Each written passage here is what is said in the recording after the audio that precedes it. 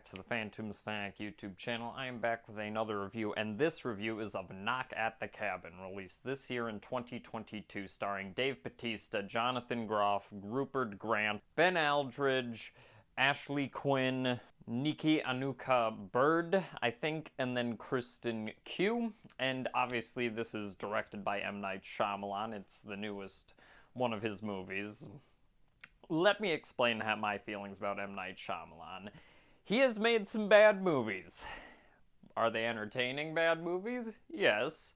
He's also made some really good movies. I would say M. Night Shyamalan is relatively a good filmmaker. Even though I do feel like some of his films are bad, they're at least entertaining. But when he does hit the mark on some things, like with Glass, Split, Unbreakable, or The Sixth Sense, he makes absolute classics of cinema and stuff like that.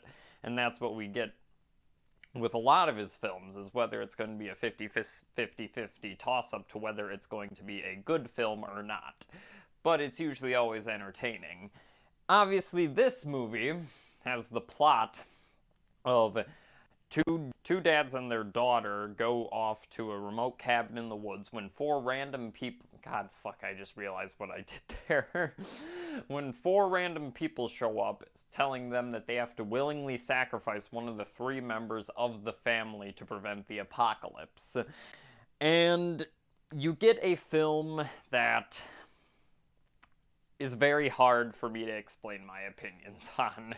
This film I had to sit with for a while to get my full opinion and breach on the film. First of all, I'll talk about the good things in this. The good things in this is the acting. Most of these actors are pulling off these characters insanely well. The family leads, even though I have problems with how they try to connect us to them, those two actors relatively are good. And I like relatively the four killers that come. All of them do a good job with their performances, especially Dave Bautista. He really stands out in this film. He gives in such a good performance that's very different than all of his other performances that I've seen from him, because he relatively plays a very similar character in most of the films that he is in, but in this one, I will say he is playing a very different character, even though he's supposed to be a gym school teacher, but he's fucking Dave Bautista jacked and has millions of tattoos, but... Anyways, all of those actors do well, and I think the kid actor who plays the daughter of the two dads also does a very good job. I do feel like in some moments her acting is a bit odd, but I do feel like that's up to the dialogue and the directing, because there's other moments where her acting is very well done. I like those aspects of the film, and the direction, for the most part, I like. A lot of the shots are very good shots, and the cinematography of doing, like, POV shots from each other and having the background blurred out, even though I do feel like he does overuse that close-up style, it looks alright, and I like the cinematography of the landscape of the woods. It is a bottle movie. You're trapped in this one location, experiencing these different things. I will say, I don't understand why so many wide shots are blurred out in the background. That really doesn't make any sense when we want to see the cinematography, but those are all pretty good. And then you even have, like, shaky shots of actions following and stuff like that. I like all of that. That cinematography and direction I like. As I said, I do feel like he overuses the close-up blurriness, but it does make sense here, and I feel like it works. But he also just does background landscape shots of blurriness, so it's kind of hard for me to say. I like most of the direction in this. It has good cinematography and stuff like that.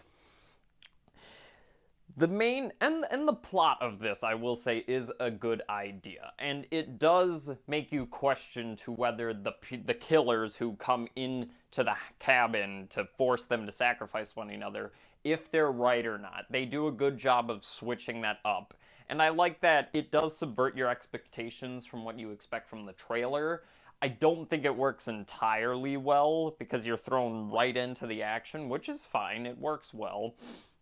And another aspect that I like is that these killers, they're more awkward people who are doing something that they do not want to do, and I feel like the actors really sell that. It makes it more interesting to me that they're not just outwardly malicious and dickish to them, except one character is kind of like that, but I do enjoy that aspect, that that the killers do have some shading into them, and they're not entirely just either malicious or too good. Like, I like the in between they find, that these characters are awkward people and the actors really do sell it. The problems with this movie, I do feel like, are the dialogue. A lot of the dialogue in this is not very good. It is not the best written, or I don't think I don't think Shyamalan did the best job directing the actors. The actors are doing a good job, but I feel like, for the most part, it's hard for me to explain. It's like, there are some lines in this that are decent. You have some decent lines, but then a lot of it does just sound about, like, philosophical privilege and stuff like that, and some things like, you're the destiny that you make, or something like that, or some of the characters, who I understand are supposed to be awkward, and it makes sense that the killers wouldn't be outwardly malicious, and how the upper hand switches between the two dads and the killers, but I do feel like it maybe is a bit over-exaggerated in some areas, and what I mean by that is that some decisions from the killers are really fucking stupid, but for the most part, I didn't have the biggest problem with that aspect. Another problem that I have with is, you don't get a good sense of who the characters, for the two main leads, you don't get a good sense of those characters, and I don't feel as connected, because when the ending comes, and you're worried if they're going to make it out alive or anything like that, I really didn't feel that connected to them, because they constantly do flashbacks back to their past to show us their lives and connect them to us, and I was like, why do it that way? I guess it's trying something different comparatively to just showing us right away, but in my opinion, I feel like we would have been more connected to these characters, because I kind of was just bored throughout the flashbacks, because I was more interested in the cabin stuff, with what was going on there, with the debates between all the characters and stuff like that, and the acting going on, especially from the four killers, and even the two dads have some great moments of acting in this, but I do feel like the moments in the past, for the flashbacks, I really don't feel like do the best job of connecting you to them, and there's a lot of them in this, and I kind of was bored throughout them, because I feel like they could cut some things down or reorganize some things so it could jive better than what it does in the final product. And yeah, so I didn't feel as connected to the main characters, and I did feel more connected to the killers, because they're more the outwardly performances. And the three mains, the members of the family in this do a good job of connecting them to each other. I just don't feel like the film sets up enough backstory with them to really feel connected. It's a weird half and half place here, where I feel like they either needed to go one direction or another to make the film feel more coherent in that aspect. There's also just some weird fucking decisions made in this. For some reason, the film opens with the old Universal logo, and I can't figure out why the hell they did that.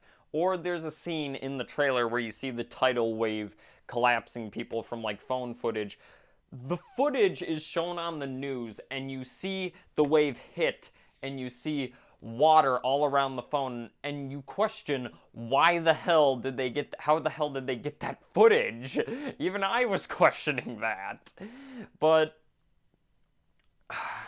I don't know. The film keeps you engaged throughout, in my opinion, and I was interested in seeing where it goes. So, to whether I recommend this film, if you see the trailer and you think it could be interesting, I would say go see it, because maybe the aspects that didn't win me over completely, because I was still glad that I saw it. The moments that I liked in it, like the acting and the moments in the cabin with these characters and this interesting idea, I just don't feel like it was executed at the best perspective. But I do feel like the film does keep you rather engaged, even though I do feel like the flashbacks are the weakest part of the film. I understand why they had to put them in there, but I would have preferred them just trying to find a more clever solution around that. But yeah, I recommend this if you've seen the trailer and you may think it's interesting. It does have some moments that I say are worth the ticket of admission that I saw it. The cinematography is pretty good for the most part. I just feel like the dialogue and the decision making of like the plot script here, where they add the flashbacks in constantly and they don't necessarily connect us to the characters who we're supposed to be rooting for, because I was kind of rooting for the killers in this because I found their characters a lot more interesting. But yeah, take it as you will. I'd say go see it. It's not a bad movie, or if you just want to wait for it to come out on video, it is a decent theater experience because there are a good amount of shots, cinematography that does benefit, but it's not Avatar where there's no point of seeing it not in the theater. Because, yeah, so maybe just wait for it to come out on streaming or DVD and watch it. It's not necessary, but it wasn't a bad film by any stretch of the imagination. I just feel like they had a good idea, just not the best execution in this one. But, anyways, what did you guys think of Knock at the Cabin? Please leave your opinions in the comment sections down below. I always like to see those. If you have any other movie reviews you guys want me to do, leave those in the comment section as well. Make sure to like, subscribe, check out the channel, our 2 podcasts that are going on. And I'm going to try to start streaming more often on different games and stuff. And, yeah. The next review, hopefully, I will try my best, will be Indiana Jones, The Temple of Doom, in depth. But the first Indiana Jones movie took me a lot out of me to do, but I should be able to do this one. But yeah, I will see you all next time.